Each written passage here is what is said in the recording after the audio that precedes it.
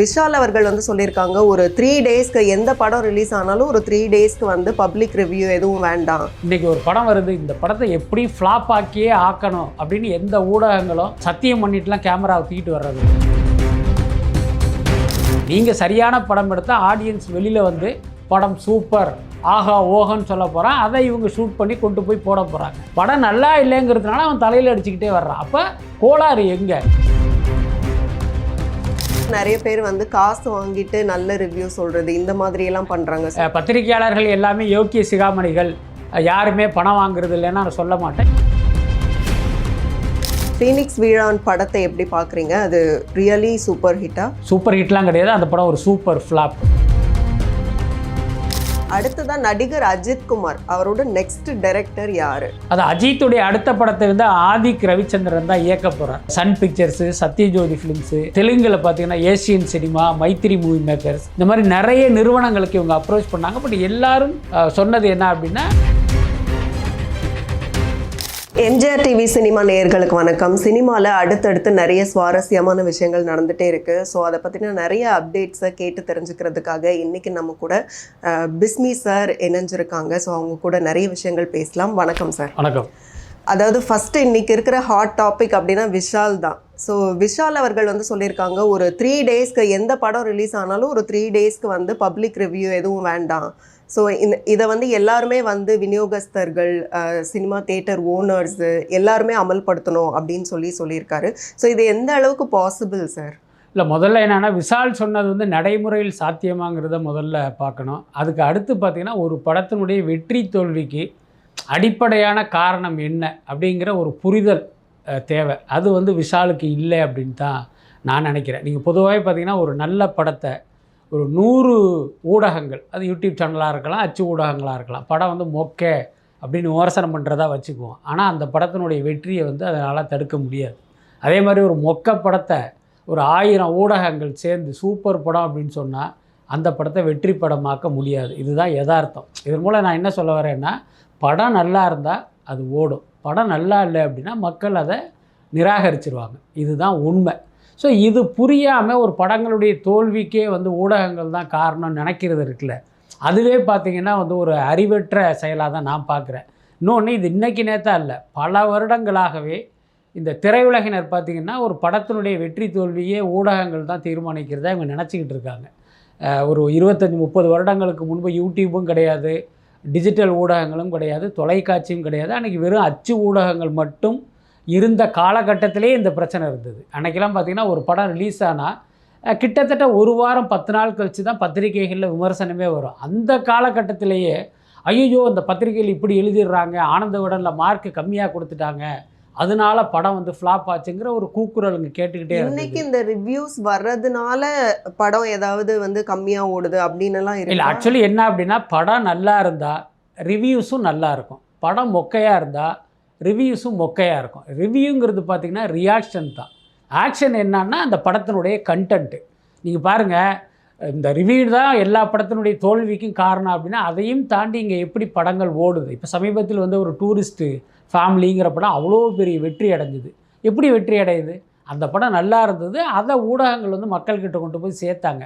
அப்போ விஷால் போன்ற ஒருத்தர் என்ன பண்ணணும் அப்படின்னா, நம் படங்களுடைய தொடர் தோல்விக்கு காரணம் வந்து இங்கே கண்டென்ட்டு வீக்காக இருக்குது, அப்போது ஒரு நல்ல கண்டென்ட்டை கொடுக்கறதுக்கு நம்ம ட்ரை பண்ணணுன்ட்டு நீங்கள் அந்த சைடில் தானே நீங்கள் சரி பண்ண முயற்சிக்கணும். நீங்கள் அதை பண்ணுனா இதே ஊடகங்கள் பார்த்திங்கன்னா படங்கள் சூப்பர்னு இவங்க வந்து அந்த படத்தை கொண்டாட ஆரம்பிச்சிருவாங்க. அதுக்கு அடுத்து இன்றைக்கி ஒரு படம் வருது, இந்த படத்தை எப்படி ஃப்ளாப் ஆக்கியே ஆக்கணும் அப்படின்னு எந்த ஊடகங்களும் சத்தியம் பண்ணிட்டுலாம் கேமராவை தூக்கிட்டு வர்றதில்ல. அவங்கள பொறுத்த வரைக்கும் படம் பார்த்துட்டு வெளியில் வர மக்கள்கிட்ட மைக்கை நீட்டுறாங்க, படம் பார்த்த மக்கள் சொல்கிற கருத்தை அவங்க வந்து ஒளிபரப்புகிறாங்க.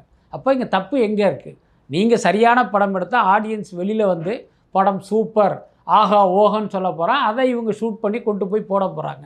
படம் நல்லா இல்லைங்கிறதுனால அவன் தலையில் அடிச்சுக்கிட்டே வர்றான். அப்போ கோளாறு எங்கே? படம் எடுக்கிற உங்கள் மேலே தான். அதனால் அதையெல்லாம் புரிஞ்சிக்காமல் நீங்கள் பாட்டுக்கு நீங்கள் 3 நாள் வந்து போடாதீங்க, 4 நாள் போடாதீங்க, அப்புறம் தியேட்டர் உள்ளார இவங்களை அனுமதிக்காதீங்க அப்படிங்கிறது அது ஒரு சரியான விஷயம் இல்லை. இப்போ ரிவ்யூவை பொறுத்த வரைக்கும் நிறைய பேர் வந்து காசு வாங்கிட்டு நல்ல ரிவ்யூ சொல்கிறது இந்த மாதிரியெல்லாம் பண்ணுறாங்க. ஸோ இந்த போக்கு வந்து எப்படி இருக்குது? இல்லை, அது உண்மை தான். அதுக்கு யார் காரணங்கிறதையும் பார்க்கணும். இந்த விஷயத்துலையும் சொல்கிறேன், பத்திரிகையாளர்கள் எல்லாமே யோக்கிய சிகாமணிகள், யாருமே பணம் வாங்குறது இல்லைன்னு நான் சொல்ல மாட்டேன். இன்றைக்கும் பணம் வாங்கி கொண்டு ரிவ்யூ பண்ணுகிற ஒரு கூட்டம் இருக்குது. அவர்களை அந்த நிலைமைக்கு கொண்டு வந்தது யார்? நீங்கள் தானே. எனக்கு தெரிஞ்ச ஒரு தயாரிப்பாளர், அவர் பல கார்ப்பரேட் நிறுவனங்களில் வேலை பார்த்து அந்த கம்பெனியை மூடுவதற்கே காரணமாக இருந்த ஒருத்தர்.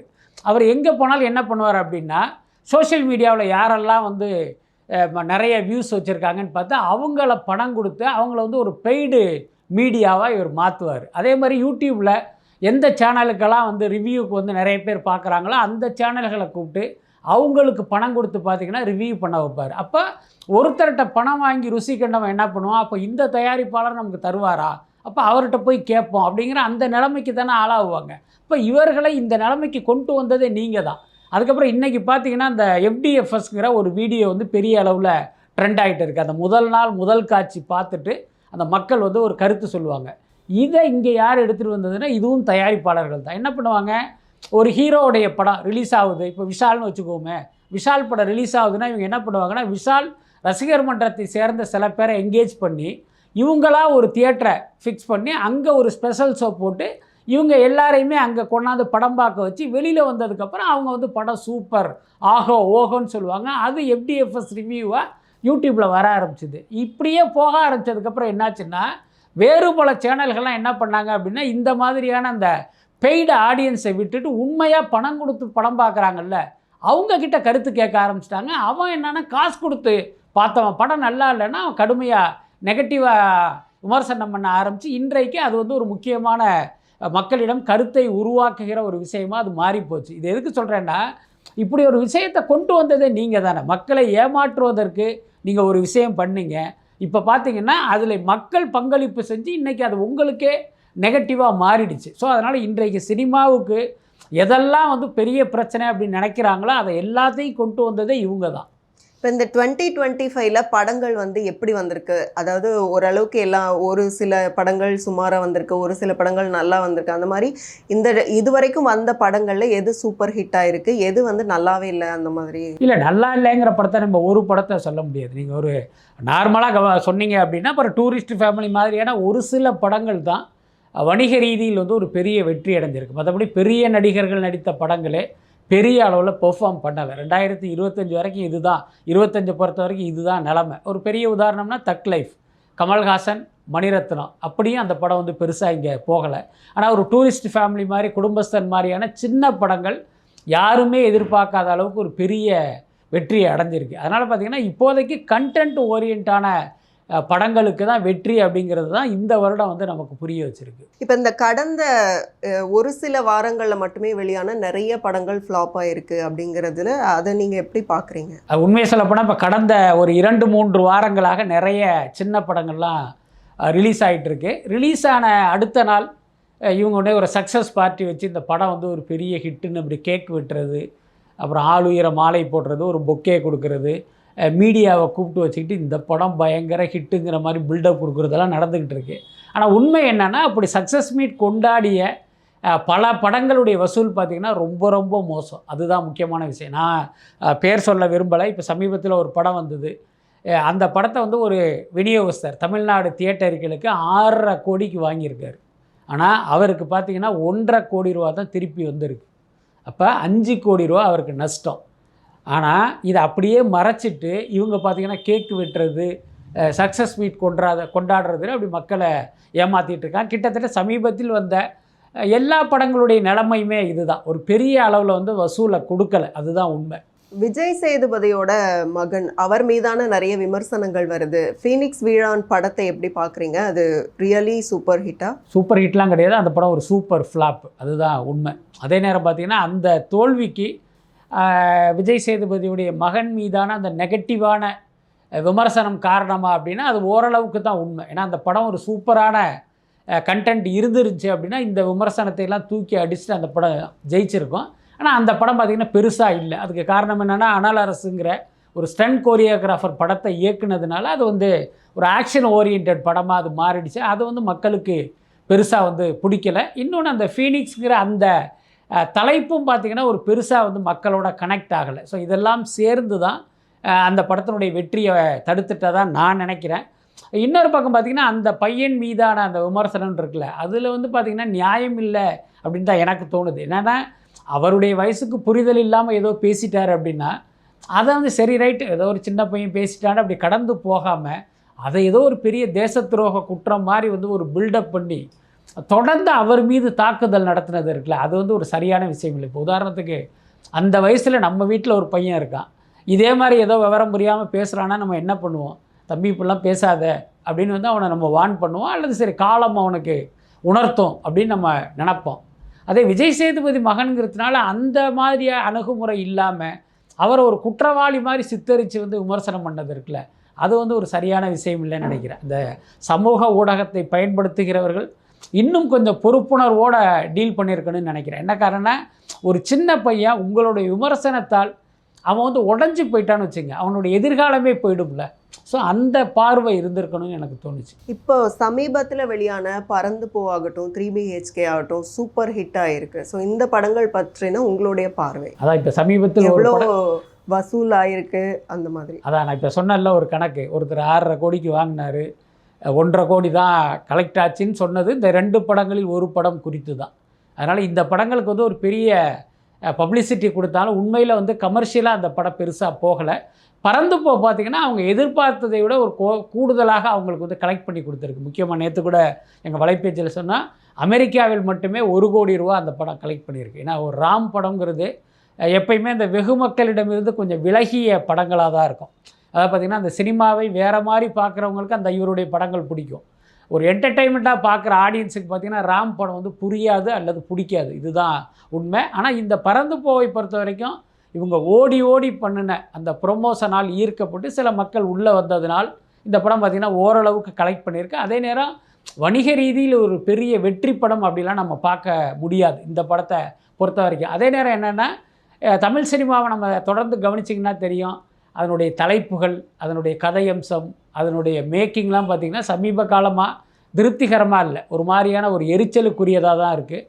இந்த சூழ்நிலையில் பார்த்திங்கன்னா ஒரு பறந்து போ அப்படின்னு ஒரு கவிதைக்கு வைக்கிற தலைப்பு மாதிரி, ஒரு சிறுகதைக்கு வைக்கிற தலைப்பு மாதிரி ஒரு தலைப்பு வச்சு கிட்டத்தட்ட ஒரு நாவல் மாதிரியான ஒரு கதையை, ஒரு திரைக்கதையை அமைச்சு ஒரு படம் எடுக்கிறதுங்கிறது உண்மையிலே ஒரு நல்ல விஷயந்தான். ஸோ அப்படி ஒரு அட்டம்ப்டை ராம் பண்ணியிருக்காரு. அந்த வகையில் அதை வந்து நம்ம ஒரு பாசிட்டிவாகவே பார்க்கலாம். அடுத்ததான் நடிகர் அஜித் குமார், அவரோட நெக்ஸ்ட் டைரக்டர் யார் அப்படிங்கிறது? அது அஜித்துடைய அடுத்த படத்தை வந்து ஆதிக் ரவிச்சந்திரன் தான் இயக்க போகிறார், அதில் எந்த மாற்றமே இல்லை. அதை ஓரளவுக்கு அஜித் தரப்பிலிருந்து அவருக்கு கன்வே பண்ணி அவங்க செலவுலேயே ஒரு ஆஃபீஸ் போட்டு ஸ்டோரி டிஸ்கஷன் போயிட்டுருக்கு. சொல்லப்போனால் ப்ரீ ப்ரொடக்ஷன் லெவல்லையே அவங்க ஒர்க் பண்ணிகிட்ருக்காங்க. ஆனால் என்னென்னா இது வரைக்கும் தயாரிப்பாளர் யார் அப்படிங்கிறது முடிவு ஆகலை. என்ன காரணம் அப்படின்னா, அஜித்துடைய அடுத்த படத்தை ஐசரி கணேஷ் தயாரிக்கிறதா ஒரு பேச்சுவார்த்தை நடந்தது. இவர் வந்து 180 கோடி ரூபா சம்பளம் கேட்டார் அஜித். அவர் வந்து 200 கோடி கேட்டு அப்புறம் ஒரு பேச்சுவார்த்தையெல்லாம் நடந்து ஒரு 180 கோடிக்கு இறங்கி வந்தார். ஆனால் இப்போ ஐசரி கணேஷ் சில விநியோகஸ்தர்கள்கிட்ட சக தயாரிப்பாளர்கள்ட்ட எல்லாம் டிஸ்கஸ் பண்ணும்போது இவருக்கு 180 கோடி கொடுத்து நீங்கள் படம் பண்ணிங்கன்னா உங்களுக்கு மினிமமாக 50லிருந்து 60 கோடி ரூபா நஷ்டம் வரும், அதனால் நீங்கள் யோசித்து பண்ணுங்கிற மாதிரி அட்வைஸ் பண்ணதுக்கப்புறம் இவர் வந்து செகண்ட் தாட்டுக்கு போயிட்டார். ஆஹா, இன்னொன்று அது வந்து ஒரு பப்ளிக் லிமிடெட் கம்பெனி, நீங்கள் பாட்டுக்கு உங்கள் இஷ்டத்துக்கு யாருக்கு வேணாலும் பணத்தை அள்ளி கொடுத்துட முடியாது. அதனால் இப்படி ஒரு சிக்கல் இருக்கிறதுனால அவர் வந்து பின்வாங்கிட்டார்.